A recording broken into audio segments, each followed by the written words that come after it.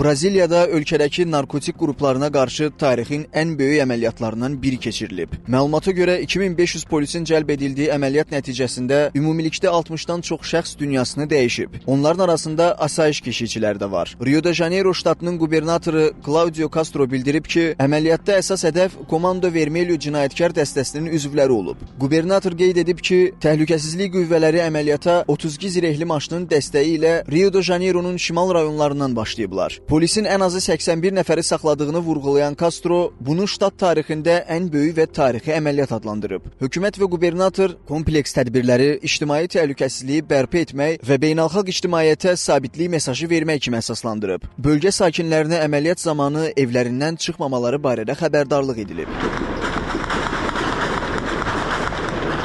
Cinayətkar qruplaşmanın polisə qarşı qumbara quraşdırılan dronlardan istifadə etdiyi bildirilir. Küçə döyüşlərindən sonra qruplaşmanın üzvləri meşəli əraziyə qaçıblar. Analitiklərin fikrincə, Braziliya hökumətinin ölkədəki ən böyük cinayətkar qruplardan birinə qarşı keçirdiyi əməliyyatın bir sıra səbəbləri var.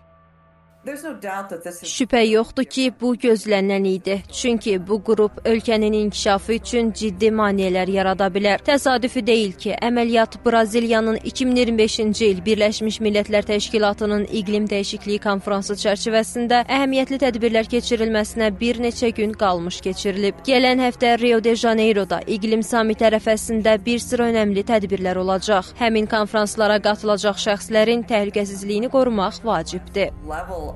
Ekspertlər Braziliyada narkotik şəbəkələrinə qarşı əməliyyatın Trumpın Venezuela və Kolumbiyaya qarşı xəbərdarlıqları ilə eyni vaxtda aparılmasını təsadüfi saymır. Çünki Birləşmiş Ştatlar rəhbəri narkokartellərlə mübarizədə müharibə ritorikasına kimi sərt mövqe sərgiləyib. Bu baxımdan Braziliya hökuməti Trump administrasiyasına sözgedən problemlə bağlı ciddi mübarizə apardıqlarının mesajını verə bilər. Yəni narkotik şəbəkəsinə qarşı kompleks tədbirlər əslində hər iki tərəfin razılaşmasının əyani sübutu kimi də düşünülməlidir. Bundan başqa əməliyyatlar Birləşmiş Ştatlar ilə Braziliya arasında bu həftə başlayan ticarət danışıqları ilə bağlı ola bilər. Braziliyanın Birləşmiş Ştatlar administrasiyasının bəzi tələblərinə uyğun addımlar atmaqla diplomatik və ticarət maneələri yumşaldıla bilər. Düşünürəm ki, Trumpın narkokartellərlə mübarizəsi artıq bir çox Latin Amerika ölkəsində müəyyən fikir yaradıb. Üstəlik, Braziliyada narkotik ticarəti çox yayılıb. Bu, təbii ki, böyüməkdə olan ölkə iqtisadiyyatına müəyyən zərbələr vurur. Hakimiyyətin bu addımı təqdirə layiqdir. Venezuela və Kolumbiyadan Braziliyada narkotik şəbəkələrinə qarşı əməliyyatları müsbət adlandırmaq olar.